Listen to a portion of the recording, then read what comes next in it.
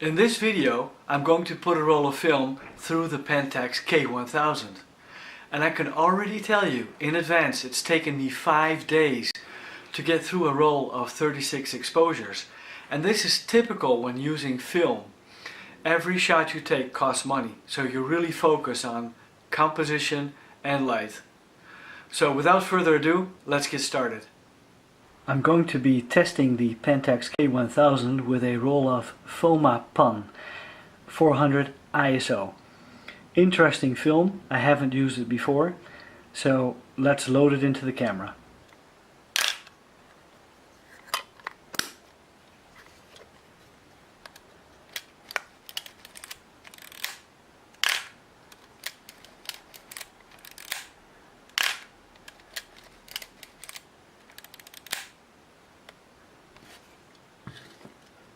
That's all there's to it. Let's make sure we put it on ISO 400, as I explained. Pull up the outer ring and turn it to ISO 400. And we're ready to go.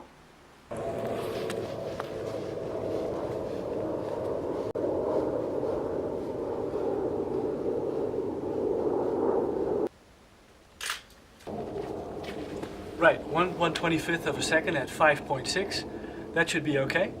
And it's a portrait and not a landscape composition. And I'm very curious as how this texture is going to come out.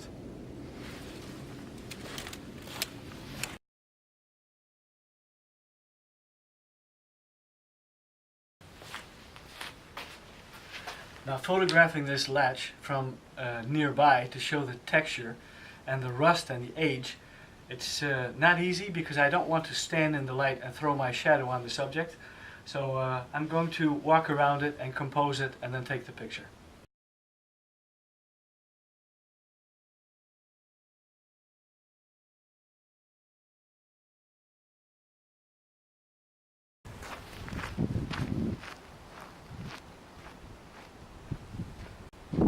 Yesterday I started off with the Pentax K1000 and only shot 7 photos, which means that I have 29 left on the roll of film. Now this is typical when shooting film. You're much more focused on the right composition and the right light. And as every shot you take costs money, you really focus on getting the best shot. So today I'm a little bit south of Wijk aan Zee in a town called IJmuiden, which is also renowned on the coastal area for its World War II German bunkers. And I'm sitting here in one of these bunkers at the moment because there's quite some wind outside. The weather conditions are different than yesterday. It's much more cloudy, it's very dramatic, and I guess this type of weather better fits this subject matter because it was a dark time in history. Let's not forget that. So today I'm going to again use the Pentax K1000, and I have brought along 2 additional lenses because yesterday I did not have enough wide angle. I have a 40mm pancake lens 2.8 from Pentax, which gives me a little bit wider point of view, and a short zoom, a 40-80 Pentax 2.824 zoom lens. So let me look around, find the right composition, and we'll get started with the first shot. Well, after walking around for a little bit, I found my first composition. And in terms of light metering, it's a very average shot. There are no highlights, so I feel comfortable in using the light meter without any adjustments. And I have to step back. I'm putting on the 40mm to get a little bit more wide angle. It's not sufficient, so I have to step back quite a bit. So let me take the shot.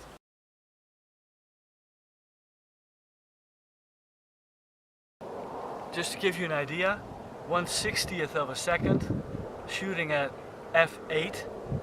So that's not optimal for the biggest depth of field, which is possible with this lens. So that gives you an idea, even when shooting 400 ISO on a day like this, the shutter speeds can be quite low if you use a smaller aperture because you want to control more depth of field.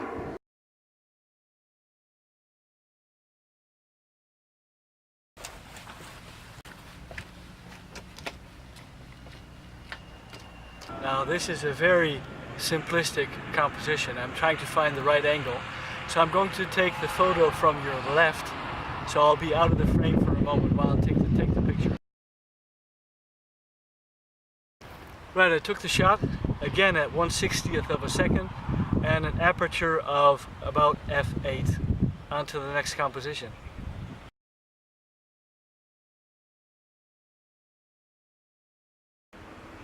Let me show you a shot I've been trying to make of this Canon in combination with this gun turret. And I wanted this as a little bit of foreground interest.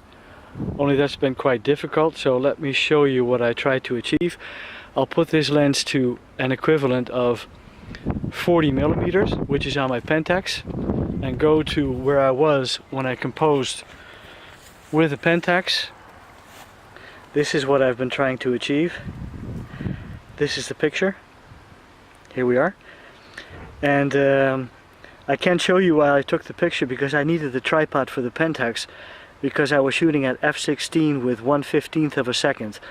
And initially I sharpened on the gun turret here in front, and in a second frame I focused on the Canon in the back. So this will give us a good feel how the depth of field works.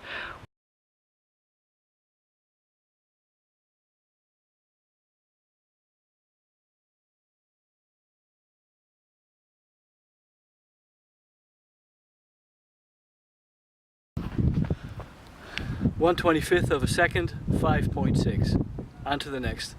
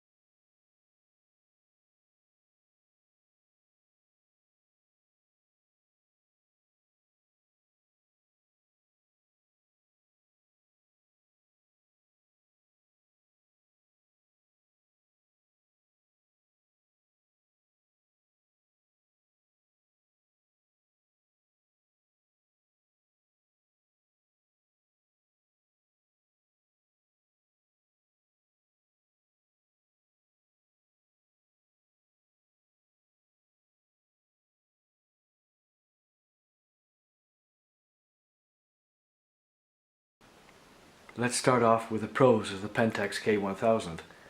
It has a very high build quality. It is fully manual. And what is also very interesting, it is fully mechanical. That means that the camera operates without the battery.